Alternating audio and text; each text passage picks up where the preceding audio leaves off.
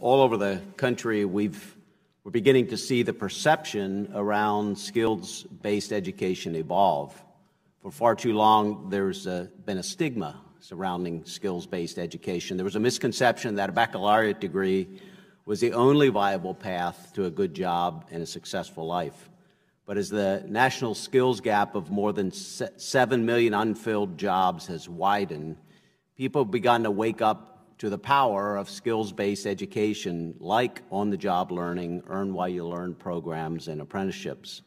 These programs are real ways to give Americans the skills needed, not only to build successful careers, but also to empower them to improve their own lives. We've seen a surge of interest in apprenticeships in recent years, but this workforce development tool's really been around for centuries. Apprenticeship programs give countless Americans the knowledge and skills they need to excel in the millions of good-paying, in-demand jobs that are available nationwide right now. Nothing can prepare a student quite like on-the-job experiences. Apprenticeships are a tried and true method of setting students up for success. We know they work. We also know that we're behind other countries regarding how broadly apprenticeship programs can be applied. Take Switzerland, for example. They have robust apprenticeship programs in over 230 industries.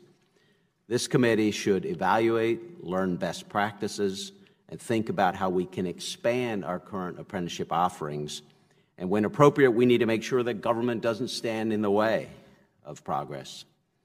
Last Congress, this committee made historic progress strengthening our workforce development efforts. In July, we sent the Strengthening Career and Technical Education for the 21st Century Act to the President's desk, and he signed it into law. This was the first legislation in more than a decade to modernize our nation's CTE program. It promotes strong engagement with employers and connects students with on-job learning opportunities like apprenticeships, which we know are invaluable tools for success in the workplace and beyond. The committee also passed the PROSPER Act, the first ever post-secondary reform legislation to make apprenticeships and industry-led earn-while-you-learn programs a central component of higher education learning. Committee members also oversaw the implementation of the Workforce Innovation and Opportunity Act, or WIOA as we call it, which gives employers a seat at the table and encourages collaboration between local leaders to create on-the-job learning opportunities. The Department of Labor's registered apprenticeship program served 500,000 active apprenticeships last year. In order for a business to participate in the registered program, they must describe what activities apprentices will complete, how much time will be spent on each activity, how the apprentice will be supervised, set a schedule for wage increases, and an affirmative action plan, among other conditions. I've been a strong supporter of the administration's actions to expand apprenticeship programs for all workers, and I've been closely following the development of the IRAP system. However, I am concerned that not all industries will be eligible to participate under the administration's proposal. We must not lose sight of the goal to reach all workers.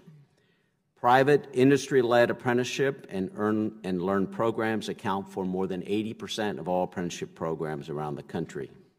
Employers know what skills their employees need to succeed in the workplace, and we've seen real innovation and results from highly customizable programs for apprentices. We need to encourage business and community leaders to continue to build up their workforce and help their employees succeed. This committee must continue working to make skills-based education a valuable path for all Americans. This is a real way that we can make an impact, have an impact on our workforce, our economy, and on the country.